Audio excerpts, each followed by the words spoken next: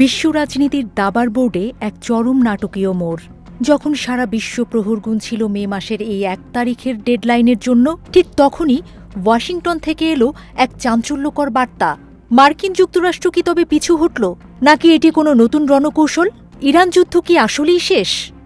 ২৮ ফেব্রুয়ারি থেকে শুরু হওয়া ইরান ও আমেরিকার মধ্যকার সে বিধ্বংসী সংঘাতের কি তবে জবনিকা পড়ল? ট্রাম্প প্রশাসনের পক্ষ থেকে আজ এক দীর্ঘ বিবৃতিতে দাবি করা হয়েছে, ইরানের সঙ্গে চলা যুদ্ধ এখন সরকারিভাবে সমাপ্ত।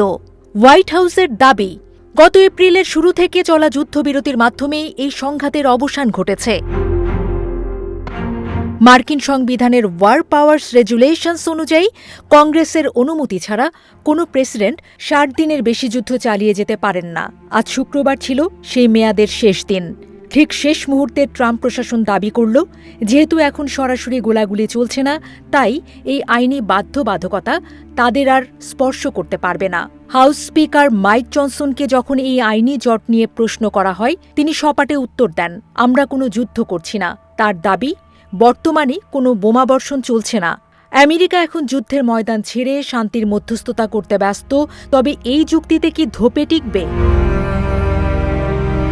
মার্কিন প্রতিরক্ষা মন্ত্রী পিট হেগসেথ সেনেটরদের সামনে এক বিতর্কিত ব্যাখ্যা দিয়েছেন। তিনি বলেন, বর্তমানে যে যুদ্ধবিরতি চলছে তার ফলে যুদ্ধের সেই ৬০ দিনের ঘড়িটি আপাতত পজ বা থমকে গিয়েছে।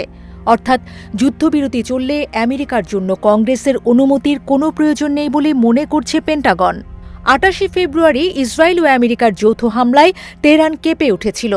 ইরানের সর্বোচ্চ নেতা আলী খামেনি এবং শীর্ষ কমান্ডারদের মৃত্যুর পর মধ্যপ্রাচ্যের আগুন ছড়িয়ে পড়েছিল দাবানলের মতো।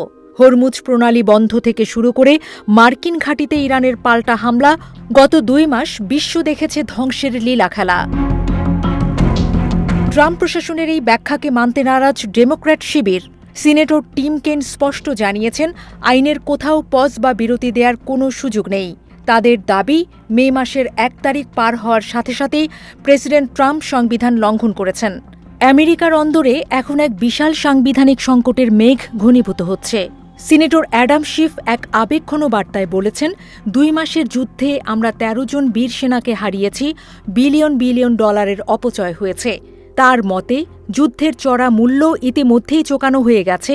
এখন সময় এসেছে যুদ্ধের ইতি টানার, আইনের ফাঁকফোকর দিয়ে যুদ্ধ জিয়ে রাখা নয়। যদিও ট্রাম্প প্রশাসন বলছে যুদ্ধ শেষ, কিন্তু মধ্যপ্রাচ্যের পরিস্থিতি এখনও থমথমে। তেলের আকাশছোঁয়া দাম আর গ্লোবাল মার্কেটের অস্থিরতা এখনও কাটেনি।